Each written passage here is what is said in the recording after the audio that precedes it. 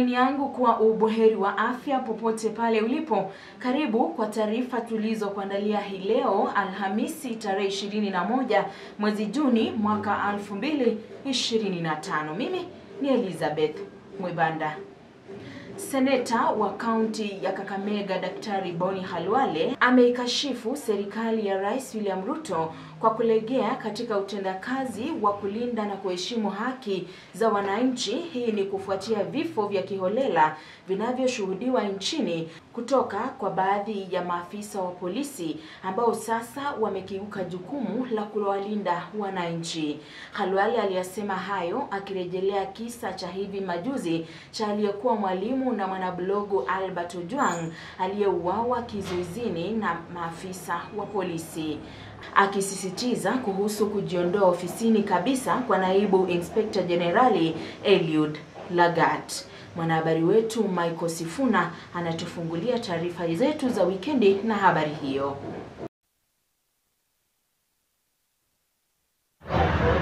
Seneta wa kaunti ya Kakamega Boni Khalwale ametoa wito wa kukamatwa kwa haraka kwa naibu wa jenerali Eliud Lagat kufuatia kifo cha kutisha cha mwalimu Albert Ojwang ambaye pia alikuwa mwanablogu. Seneta huyo akitaja kile anachokisema kama matumizi mabaya ya madaraka na akitaka uwajibikaji wa haraka, akisisitiza kwamba hakuna mtu bila kujali kiwango ataenda kinyume cha sheria na kusazwa baada ya kujihusisha na uhalifu. Kenya iko vibaya sana. Tumefika mahali penye sasa watu wanauawa na polisi. It can never be worse.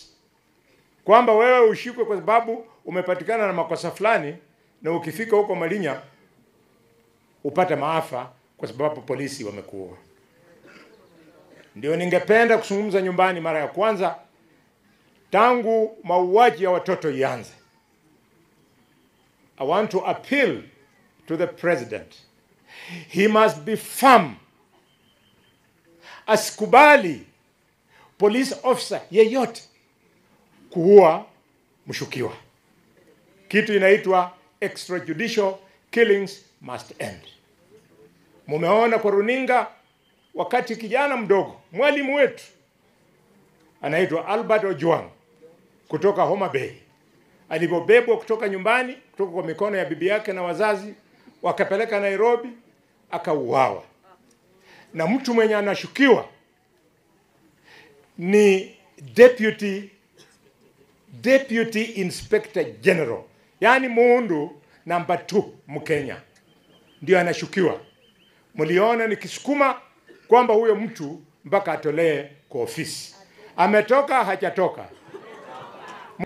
Ndio hiyo ukweli ninazungumza leo kwamba President Ruto kutokana na ile kujiondoa ya Deputy Inspector of Police, that is not enough. Yeye kujiondoa is not enough. Kuna mambo mawili tunataka tusikie majibu. Kitu ya kwanza ni kwa nini huyu DIG alisikia uchungu mpaka kaua mwalimu.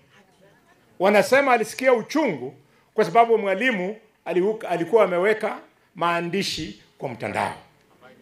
Mr. President, speaking as your senator, I want that DIG Lagat awe arrested today, ndio aambie wa Kenya ni ukweli ama ni uongo yale yenye mwalimu alikuwa ameandika ikamfanya akamuua. Mwalimu alikuwa ameandika kwamba huyu DIG alikuwa amekusanya pesa, anakusanya kupitia kwa mapolice officers, nendeni mtoe huko, mtoe huku, mtoe huko, akafikisha shilingi milioni 364, 364 million, akaenda Dubai akanunua nyumba huko ya kifahari. Kijana alikuwa ameandika. Tunataka hiyo nyumba DIG ukishitakiwa iuzwe hiyo pesa irudishiwe wa Kenya, sio pesa yako. That we demand.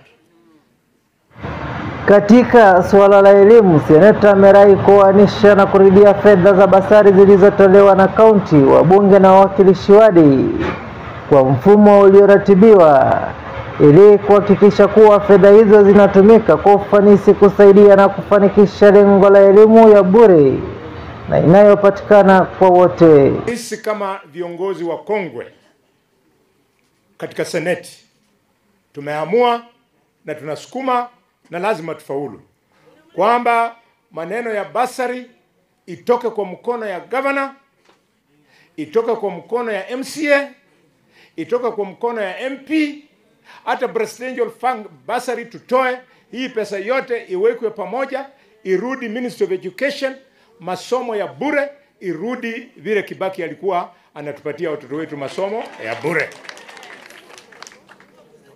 Kwa sababu basari is selective.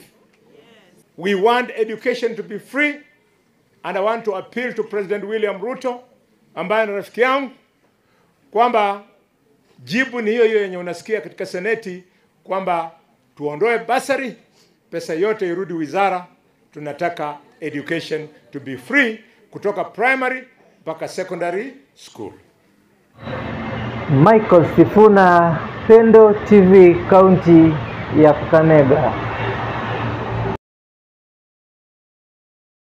Na tukisonga mbele ni kwamba kutokana na kukithiri kwa visa vya uraibu wa dawa za kulevya miongoni mwa vijana, shirika la kupambana na mihadarati nchini NACADA limeanzisha mchakato wa kushirikiana na makanisa kuwaleta vijana walioathirika na dawa hizo pamoja ili kushauriwa kwa lengo la kuasi dawa hizo hatari. Na kulingana na NACADA, mbinu hiyo ndio ya kipekee itakayowasaidia kupunguza msongamano katika vituo mbalimbali vya kurekebisha tabia kote nchini.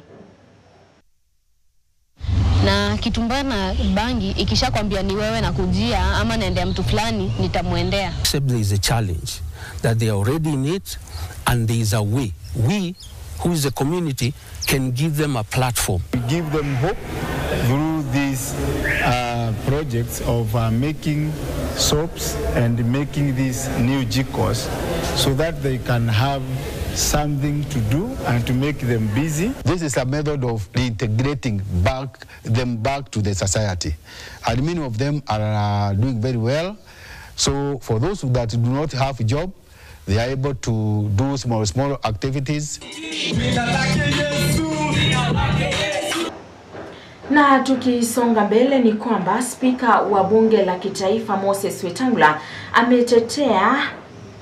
ametetea maafisa wa polisi dhidi ya lawama za jumla baada ya mauaji ya mwalimu Albert Ojwang na kujeruhiwa kwa mchuuzi wa barakoa jijini Nairobi. Akirejelea matukio ya hivi majuzi ambapo baadhi ya maafisa wa polisi wamekuwa wakikiuka maadili ya huduma ya polisi na hata kikatiba na kusababisha vifo na hata ulemavu kwa Wakenya wasio na hatia. Wetangula amesema kuwa maafisa wengi ni waaminifu, waadilifu na wanaheshimu sheria kwa kujitolea kuhudumia Wakenya, na hivyo wanapasa kuheshimiwa bali sio kubebeshwa msalaba na wachache ambao wanakiuka sheria.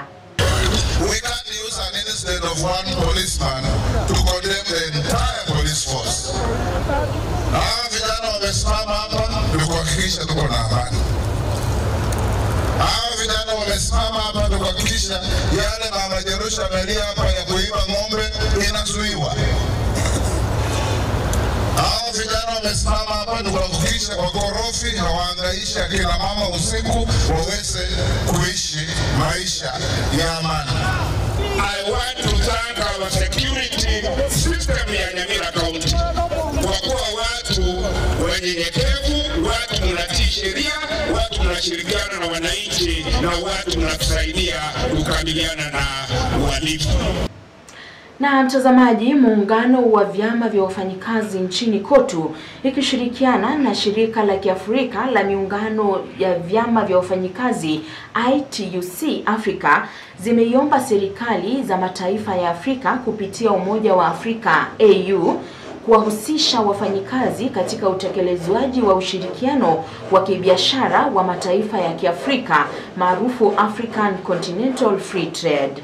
Wito huo umetolewa baada ya majadiliano ya siku 3 jijini Nairobi, ambapo pia miungano hiyo imeiomba serikali hizo za Afrika kushirikiana katika kusawazisha na kurahisisha usafiri wa wafanyikazi ndani na nje ya mataifa ya Afrika. Workers are central to trade facilitation. They are the wheels of production and distribution in the entire supply chain. Therefore, the rules of engagement essential to the success of ACFTA cannot be overstated, disregarded, or minimized. In light of the opportunities and risks associated with ACFTA, we make the following key demands. 1. Inclusion of trade unions.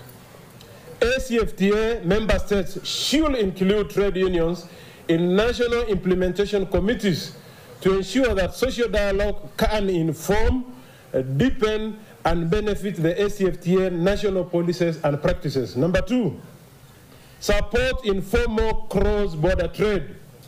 ACFTA member states must promote trade facilitation through simplified trade regimes that benefit informal cross-border traders, the majority of whom are women. We are advocating for the implementation of the Open Sky. If Africa effectively implements the Open Sky policy, the prices of ticketing will come down, and we can move more with ease, not just even the cost. It's about even the time of travel. Where sometimes it takes me from West Africa to come to East Africa almost 2 days. Why shouldn't I do it in real time? Na mtazamaji, kufikia hapo ndipo natia kikomo kwa taarifa tulizokuandalia usiku wa leo. Endelea kutizama vipindi vyetu vya runinga ya Pendo tunapojiandaa hapo kesho kukuletea makala ya wikendi. Usiku mwema.